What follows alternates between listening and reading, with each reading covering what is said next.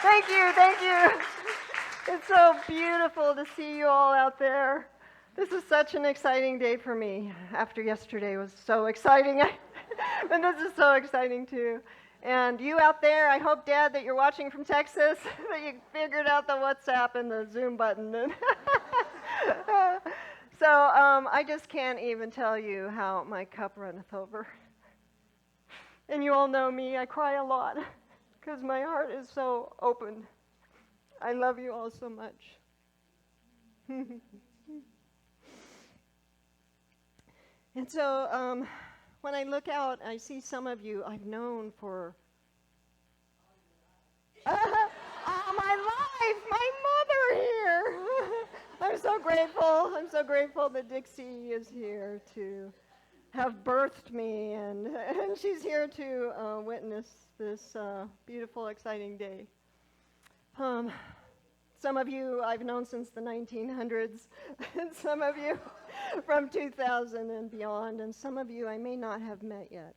But I want to thank each and every one of you for coming today to celebrate this, this beautiful day of celebration. So it was in the year 2000 that I moved back to Nevada County, which I always felt like was home to me because I lived here when I was a kid. And so after settling into the new home, I opened up the Yellow Pages. Maybe some of you don't know what that is, but we used to have a book called the Yellow Pages. And I looked up a Science of Mind center, and I wanted to find a spiritual center that I resonated with. And I had gone to a few Science of Mind churches over the years, and so I opened up the book, and there was this Sierra Center for Positive Living meeting at the Siemens Lodge, and we've since changed our name. But what I did was, well, I want to back up a minute, and I want to tell you something that happened before that. It was back in the 1900s. I was about 35, I think. I was trying to remember. And I used to work on the highways as a roller operator. And I've had really various jobs in my life. But my boss was flying us to a job site, and we were flying over the Tehachapi Mountains in a 1959 Apache Piper, I think it was called. Right? I loved it. And all of a sudden, right in front of my eyes, I saw a vision of myself standing in front of a pulpit, speaking the truth. And I knew in that instant that it had something to do with my life's purpose. So fast forward back to Siemens Lodge. I decided to get in the car and go check out the Sierra Center for Positive Living. I was in a room full of people I didn't know, but they were all very friendly. And I was listening to Rev Terry Shea speaking at the pulpit. And all of a sudden, I noticed that the pulpit looked just like the pulpit I saw in my vision. And I knew in that instant I was exactly where I was meant to be. So,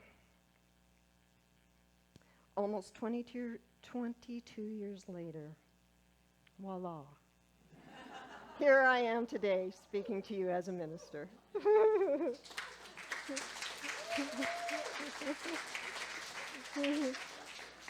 So today's talk title is Looking Anger in the Eye. And when I was a child, I attended the church here in Grass Valley on Alta Street.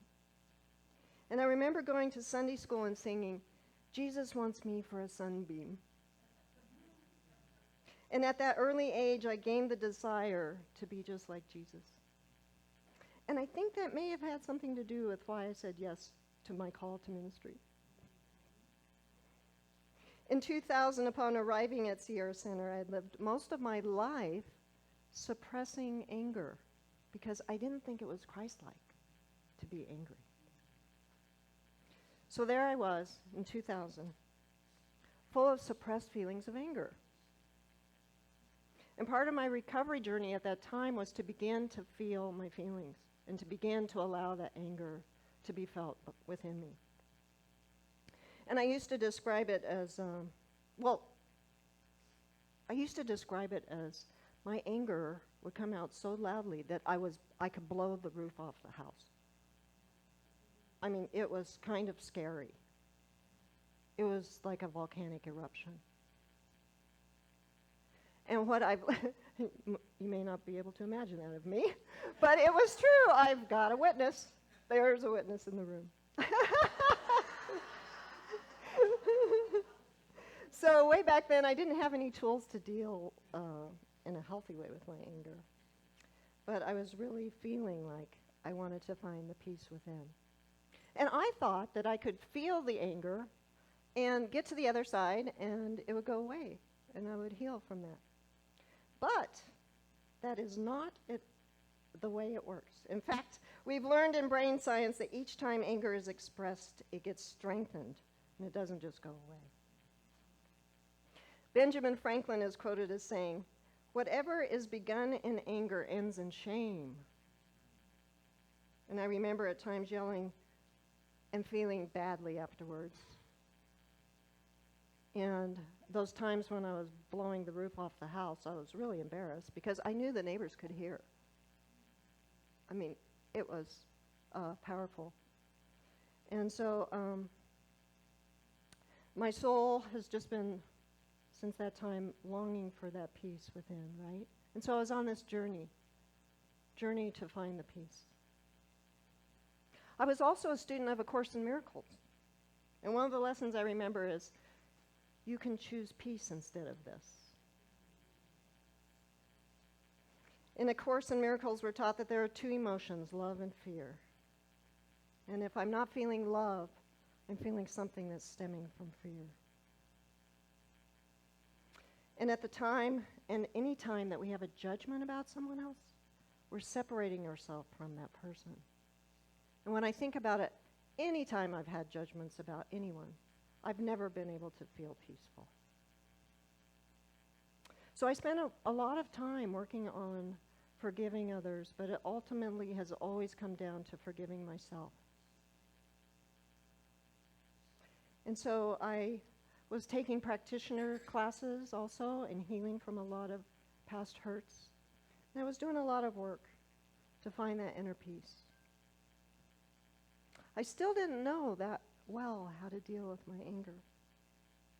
And anger can be like a tornado, right? It can be powerful and strong, and it can wreak havoc and cause great damage. I saw a headline that there was just a huge, deadly tornado that just happened yesterday or whatever. But there was a time in my life when I was frequently having dreams about tornadoes. And I remember this one time I was caught up in the tornado, and I was in the eye of the storm, and I was placed gently and landed in a tree, and I was safe. But I remember this other time, and it was terrifying. And it was a dream of a tornado. And God said, "Behold, a tornado." And I was sitting on my back porch, and I watched as the wind gathered in this little circle. And it grew bigger and bigger. And I was terrified at the magnificence and awesomeness of God. And I ran in the house in my dream, and I said, "We've got to go hide under the house. There's a tornado forming in our backyard." It was terrifying. And I learned later that dreams about tornadoes can be a message, bringing about a message of the winds of change are upon you. And that was shortly before the house burnt down, and all manner of things happened after that.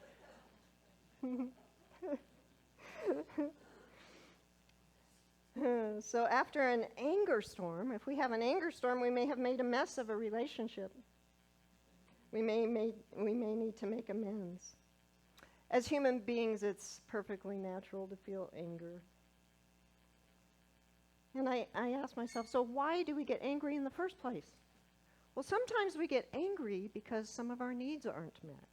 They're not being met.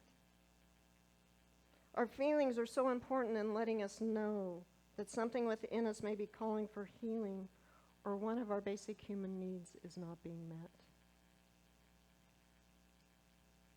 Just so you know, I make copies of basic needs and feelings if anybody wants to take those on your way out today. So another interesting belief that I acquired during my life was that I didn't need anything from another human being, that everything I needed I had already been given me, and it was within me. And so it created an interesting way of being in relationship that didn't serve my highest good.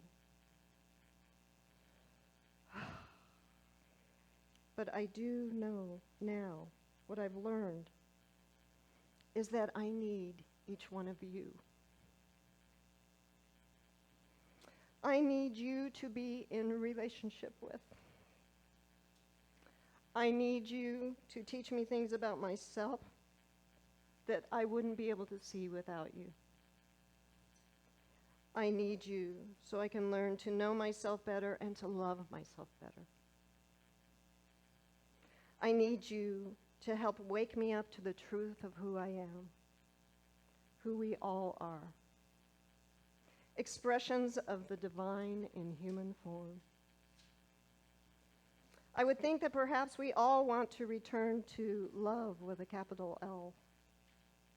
To be in a state of love and peace and to live a life full of love and peace, don't we? Isn't that what we want? In the science of mind and spirit philosophy, we're taught to take responsibility for our life. If my life isn't bringing me peace, it's up to me to do the work within myself that will create a greater sense of peace within me. As within, so without. A wonderful thing about doing the work on myself is that it affects the whole. It affects all of us, for in truth, we are one with the one. We are all one with each other. We are eternally connected through spirit, in spirit, as spirit. So it was in 2013 and 14, while working at Spirit Peer Empowerment Center, that I began to learn ways of healthfully dealing with my anger. I learned about this thing called WRAP, which stands for Wellness Recovery Action Plan. Some of you may know what that is. And I began developing a wellness toolbox, which included some of the ways that work for me, which is like sometimes taking a really brisk walk or journaling, right? So I'm just going to open it up right now to all of you. I'm going to invite you to just share some of the ways that you helpfully deal with your anger. So just state your name and what works for you, and I'm just inviting you to do this because it might help somebody here today. So who would like to start? Yes, Jill. I'm Jill, and for me, it's playing with my dog. Excellent. All right. Darla. I'm Darla, and for me, it's working out in the yard. Excellent.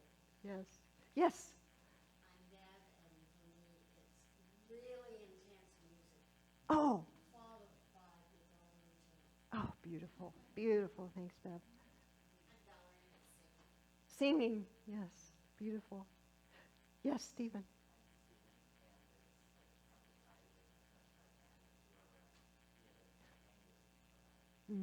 Beautiful, Stephen. Avanti. Hi, I'm Avanti, and I am also trying to become friends with anger. And one of the things that's worked really well for me is just sitting with it. And I do find that it becomes kind of like a hurricane on the outside. And if I sit with it long enough, I find that calm and peace and peace. Thank you, Avanti. Yes, Judy. Anger is usually towards people. And so when I take a shower, I don't know whether my husband's heard me through the walls. But I literally tell the people off. I give them hell or whatever. And talk to them in a rude manner. By the time I get out of the shower and I'm drying, I honestly God feel better.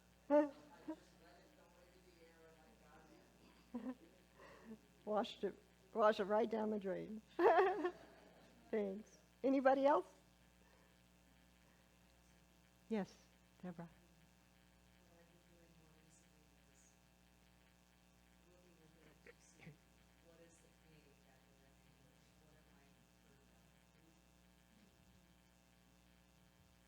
Thank you, Deborah. Thank you all for sharing. Appreciate that. I found myself getting really angry a few times this year because some of my needs weren't being met. I wanted to flee, but instead, I shifted into becoming the observer of myself. In fact, I was really surprised at how angry I got. And so I became curious as to what was underneath my anger. What fear was I having? This process allowed the anger to flow more freely through me, and then I finished it off with a brisk walk. So I just want to say that, you know what? This is such an amazing time we are living through on the planet.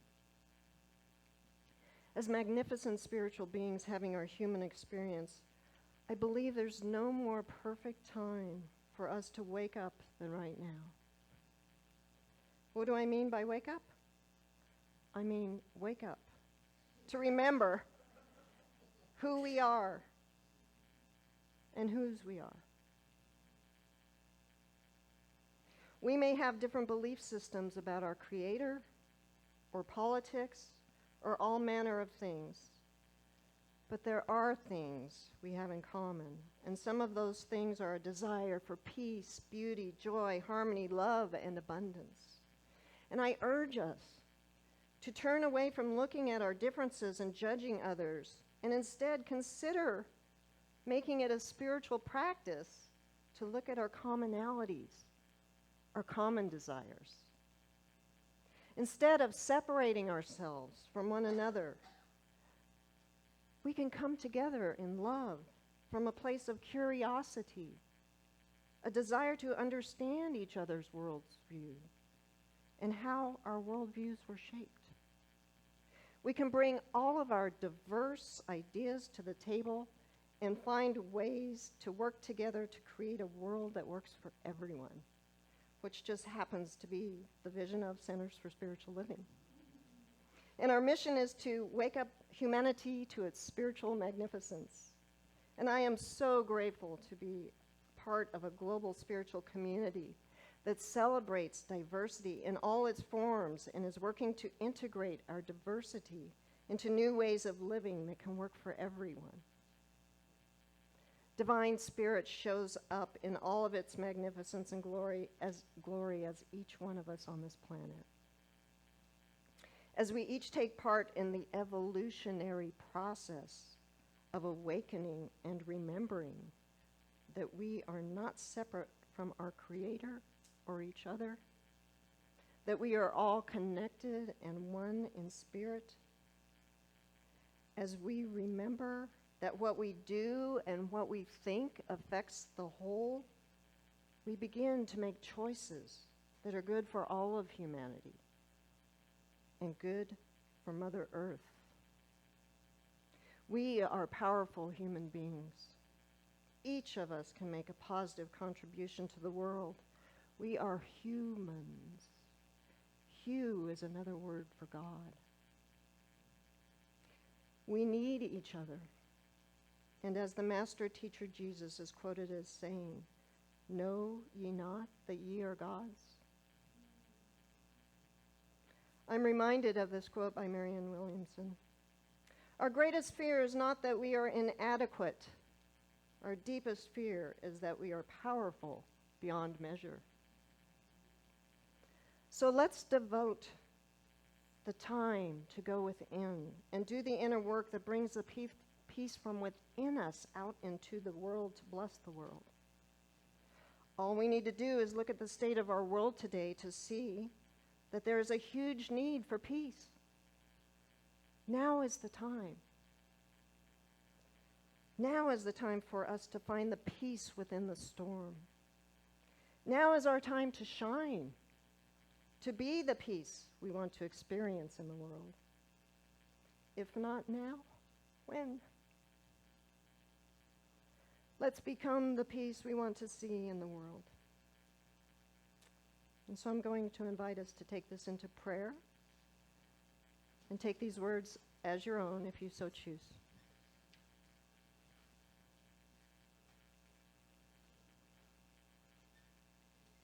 So as I breathe into this moment, I realize and recognize that there is only one.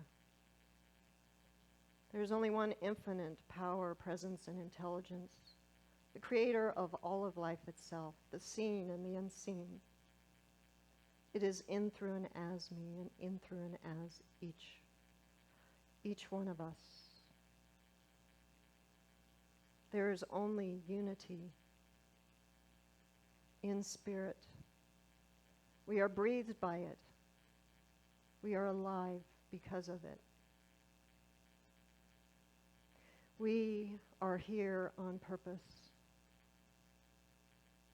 And what an amazing time to be alive.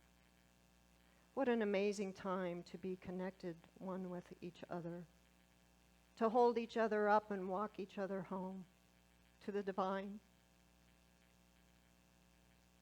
Now is our time to shine, to reach deep within our souls, to find that peace that is always there, that peace that surpasseth understanding. It is the peace and love that God is, and we are that in form. So I give thanks for this life, knowing that it is holy, that we are truly blessed by the presence that is in, through, and as us. And I say, thank you, God. Thank you for all of life. No matter the outward appearances, I know that the highest and best is unfolding in, through, and as each one of us as we continue on this journey of spiritual evolution together. Thank you for it all. Thank you all for being here. As I release this word as our truth, I just say, and so it is. Namaste.